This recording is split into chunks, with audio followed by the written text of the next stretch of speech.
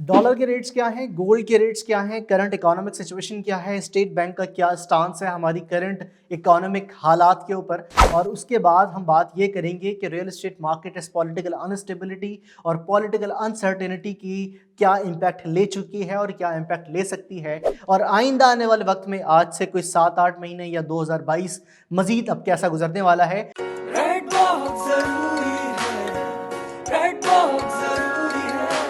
अस्सलाम वालेकुम नाज़रीन, this is Ramas Ahmed from the platform of red box TV. आज इन तमाम बातों को डिस्कस करेंगे और हम ये भी देखेंगे कि पॉलिटिकल अनस्टेबिलिटी जो है वो इस मुल्क को और ख़ास तौर पे फिर रियल एस्टेट मार्केट को, क्योंकि हमारा चैनल जो है वो ख़ास तौर पे उसी के हवाले से मख्तस किया हुआ है कि वो कहाँ लेकर जा रहा है और अब जो है वह हाउसिंग मार्केट कैसा परफॉर्म करेगी, और इन्वेस्टर्स जो कि पहले ही जो है वो स्टेबल मार्केट की वजह से उन्होंने ट्रेडिंग करना कम कर दी थी, क्या अब वो मज़ीद इस मार्केट के ऊपर भरोसा करेंगे या नहीं करेंगे। तो देखते हैं। सबसे पहले तो बात करेंगे कि डॉलर की। डॉलर पिछले हफ्ते एक इंतहाई बूम पर चले गया, इंतहा से ज़्यादा कीमत 189 रुपीज़ का जो है वो एक डॉलर हो गया था, मगर आज की अगर मैं बात करूँ तो डॉलर की कीमत 181 है। ये सबसे ज़्यादा बेहतर तौर पे बताता है कि हमारी पॉलिटिकल अनस्टेबिलिटी और वेरिएबिलिटी कितनी ज़्यादा हो गई है, यानी कि हमारे हालात का कुछ पता नहीं है कि कब क्या हो और आज क्या हो। तो इस हवाले से अगर देखा जाए तो गोल्ड के रेट्स भी जो है वो बहुत ज़्यादा वेरी कर रहे हैं, क्योंकि वो ऑल्टरनेटली जो है वो डॉलर के रेट्स के ऊपर डिपेंड कर रहा होता है। तो ये तो दोनों जो है वो इन्वेस्टमेंट मार्केट्स थी, ये बहुत ज़्यादा वॉलेटाइल चल रही हैं। पॉलिटिकल अनस्टेबिलिटी की वजह से स्टॉक मार्केट बहुत ज़्यादा वॉलेटाइल हुई है, वो बहुत ज़्यादा वेरिएबल उसकी प्राइसेस और प्राइस इंडेक्स नंबर्स आ रहे हैं, जिसकी वजह से या जो इन्वेस्टर्स हैं उनको ये खदशात हैं कि आज उनके लगाए हुए अमाउंट जो है वो कल उसके ऊपर क्या हालात आ जाते हैं, कल गवर्नमेंट क्या पॉलिसीज़ का अनाउंसमेंट कर देती है, कल क्या ऐलानात आ जाते हैं कि जिसकी वजह से स्टॉक मार्केट इम्पैक्ट फ़ौरन ले लेगी, क्योंकि स्टॉक मार्केट इम्पैक्ट लेने में 1 घंटा नहीं लगाती है। तो रियल एस्टेट मार्केट इन तमाम इन्वेस्टमेंट मार्केट्स की बुनियाद पर काफ़ी ज़्यादा बहुत ज़्यादा कम जो है वो इम्पैक्ट लेती है, बहुत ज़्यादा फ़िल्टर्ड इसकी कीमतें हुआ करती हैं। तो ज़रा देखेंगे कि इस रियल एस्टेट मार्केट ने आगे मज़ीद जाके कितना इम्पैक्ट लेना है और अभी क्या हालात हैं। अभी अगर हालात की बात करूं तो इस सियासी बहरान की और अदम इस्तेहकाम की वजह से रियल एस्टेट मार्केट में बहुत ज़्यादा अनस्टेबिलिटी है, इन्वेस्टर्स का बहुत ज़्यादा कॉन्फिडेंस जो है वो लूज़ हो चुका है, और इसकी वजह ये भी है कि हमारे मुल्की हालात हमारी बढ़ती हुई पॉलिटिकल रिजीम के चेंज होने की वजह से बहुत ज़्यादा ऊबड़ खाबड़ हो गए, और हमारा इक़्तिदार जो है वो एक कांटों का सेज बन गया है कि जिस पर बैठकर फ़ैसले लेना, फ़ैसले सुनाना और कोई बजट पेश करना, कोई फ्यूचर के बारे में बात करना एक ख़तरनाक अमल और एक घुमसान की जंग साबित हो सकता है। तो जानेंगे कि इस इलेक्शंस के बाद, यानी कि अब जो इलेक्शन मुतवक्को हैं, कि हो सकता है ये आने वाली हुकूमत जो है वो हमें इलेक्शंस जो है वो करवा कर दे, फ्यूचर रोड मैप कोई इलेक्शंस का दे, उसके साथ साथ क्या बजट जून में ये पेश करने जा रही है और टैक्सेस क्या होंगे, उसमें क्या मज़ीद टैक्सेस इम्प्लाइड किए जाएंगे। वैसे ही हम इतने ज़्यादा टैक्सेस तले दबे हुए हैं, तो अब क्या टैक्सेस के हालात होंगे। एक्सपोर्ट्स हमारी जो है वो, हमारी आमदनी जो है वो हमारी जो है वो अखराजात से आधी है,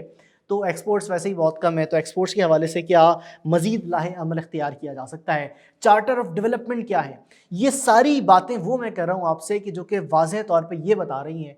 कि कुछ नहीं पता है कि क्या होगा, कुछ नहीं पता है कि हालात किस तरफ जाएंगे, कुछ नहीं पता है कि आगे आने वाले वक्त में फ़ैसले कैसे होंगे, कुछ नहीं पता है कि पॉलिटिकल रिजीम किसके खिलाफ और किसके हक़ में बोला जाएगा। तो इन हालात में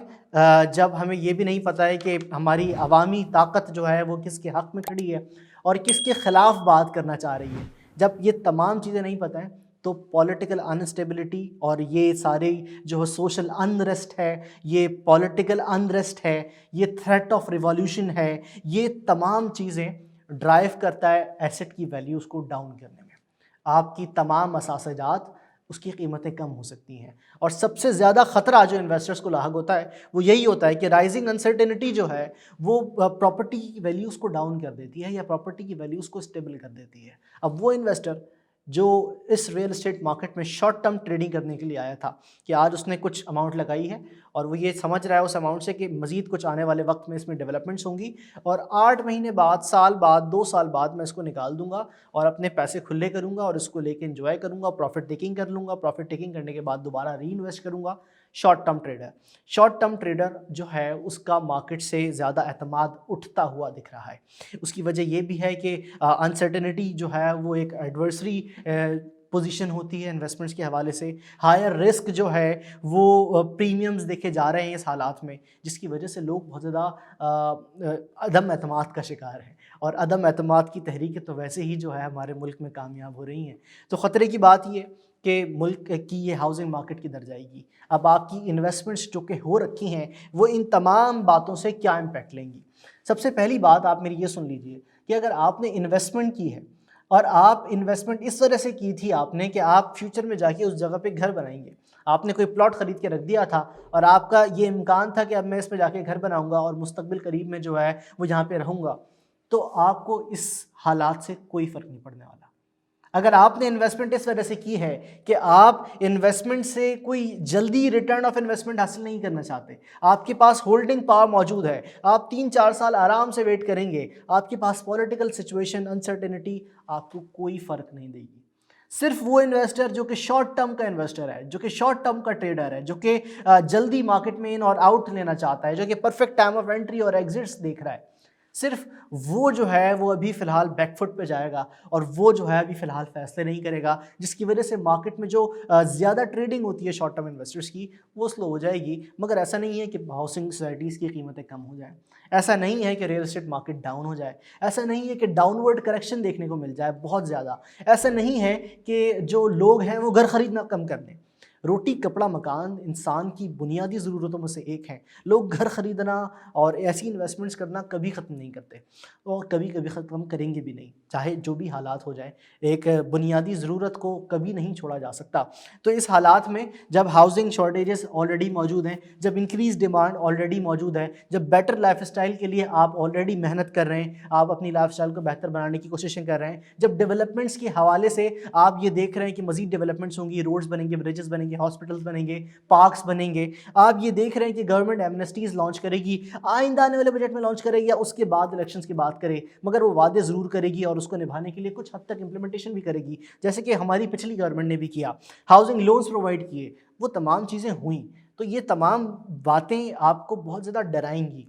یہ باتیں آپ کو بہت زیادہ دھمکائیں گی، آپ کو تھریٹ آف ریولیوشن جو ہے وہ فراہم کریں گی، مگر ایسا کچھ بھی نہیں ہے، آپ کی ہاؤسنگ مارکیٹس کے اوپر کوئی فرق نہیں آئے گا۔ مگر آپ کو چاہیے اس حالات میں ایسی جگہ پہ اور ایسے شخص کے ساتھ انویسٹ کریں، ایسا شخص کی مشوروں کے ساتھ انویسٹ کریں کہ جو کہ آپ کو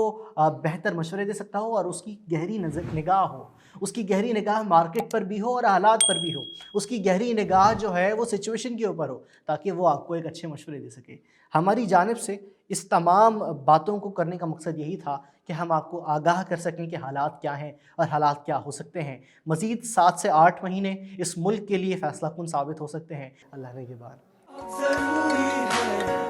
ریڈ باکس ضروری ہے، ریڈ باکس ضروری ہے، ریڈ باکس ضروری